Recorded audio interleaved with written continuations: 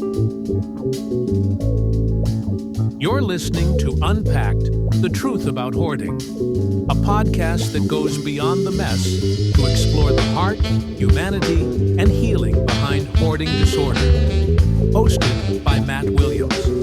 All right, welcome back to Unpacked, the Truth About Hoarding, and I'm your host, the commonly named Matt Williams, coming to you live from high above the Rockwellian Main Street of Irwin, Pennsylvania. And today, I want to begin with a simple question.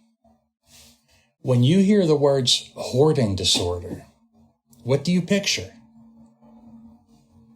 For many people, maybe most people, the first image is a room, a hallway narrowed by boxes, or a table that can no longer be used. A home shown on television at its most overwhelming moment. But a room can tell you that someone is struggling. It cannot tell you who that person is. It can't measure intelligence. It can't measure kindness, imagination, humor, resourcefulness, dignity. And it cannot tell you the full story of the mind living there. In my work with people affected by hoarding disorder, I have met deeply thoughtful people who notice details others miss and care intensely about others, the environment, history, or preserving something meaningful. I've also met people with remarkable creativity, people who can look at an ordinary object and imagine what it could become, how it could be repaired, or who it might help.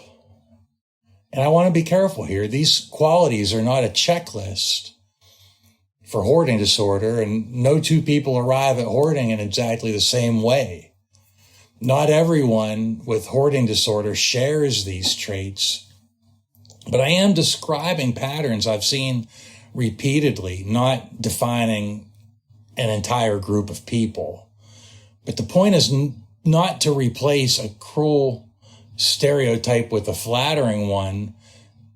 A diagnosis never tells us everything about a person. Most of us can look at an old container, a broken appliance, a stack of magazines, or a piece of scrap wood and make one quick decision. Keep it, donate it, recycle it, or throw it away. A highly creative or resourceful mind may see far more, though.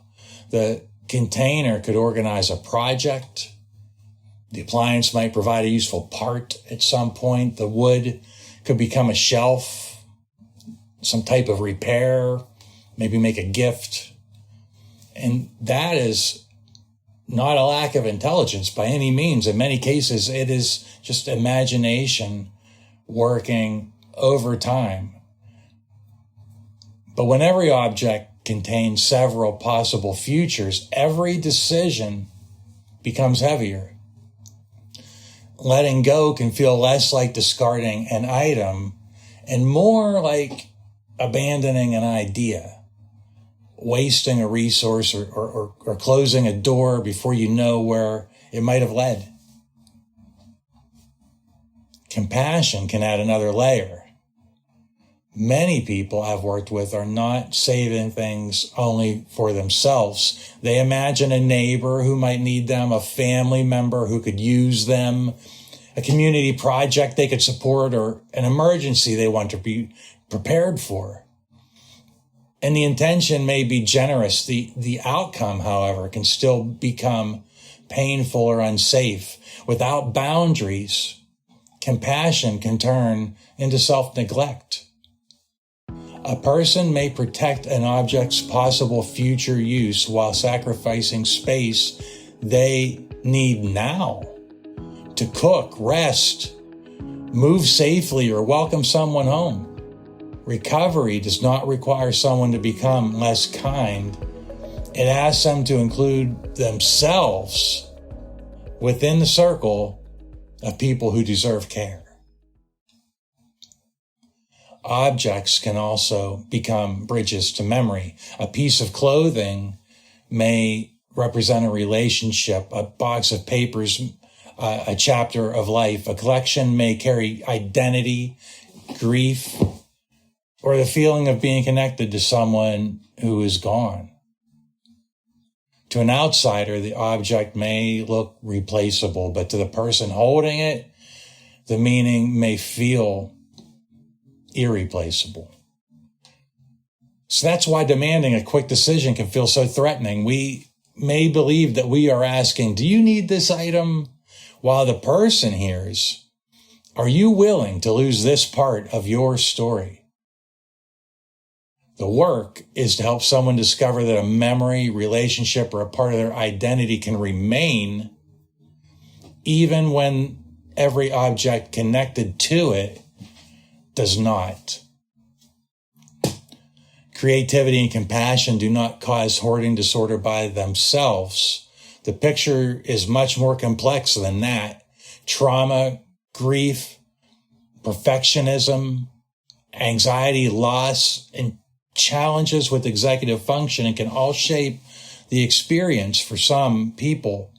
Executive functioning includes the mental skills we use to begin tasks, make decisions, set priorities, shift attention, and carry out plans. When those processes are strained, a small pile can represent dozens of emotional, exhausting decisions. Perfectionism can make that burden even greater. Someone may believe that there is one and only one correct place to donate the item, one responsible way to recycle it, or one perfect time to review it. If the perfect choice is not available today, no choice gets made.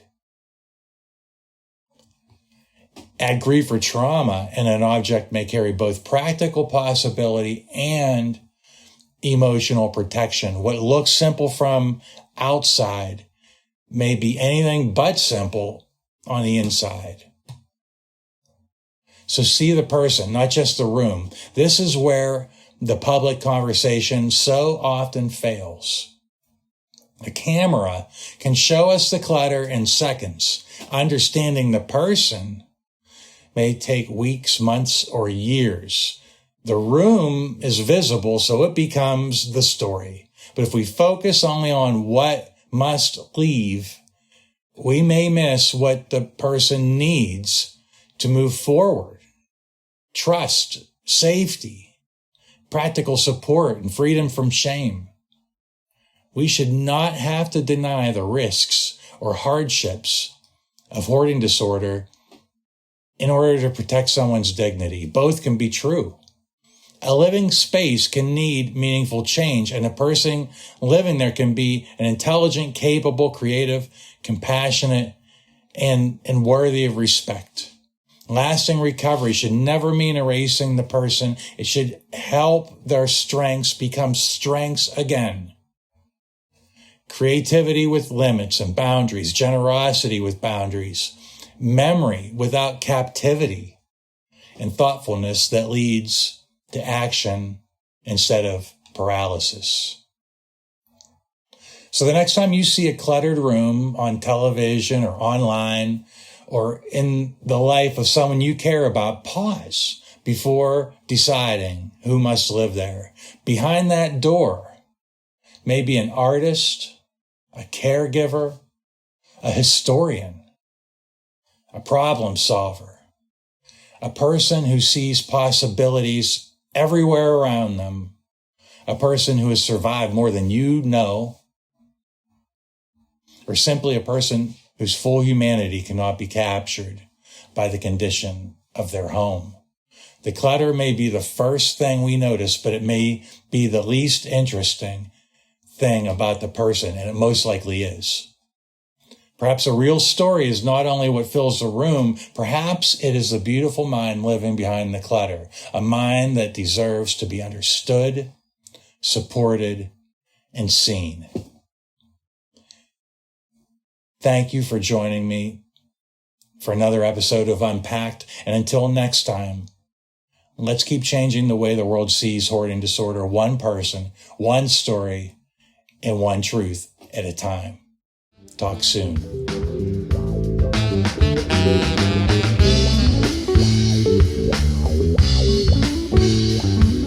Thanks for listening to Unpacked, the truth about hoarding. For more information or support, visit fighttheblightinc.com. We'll see you next time.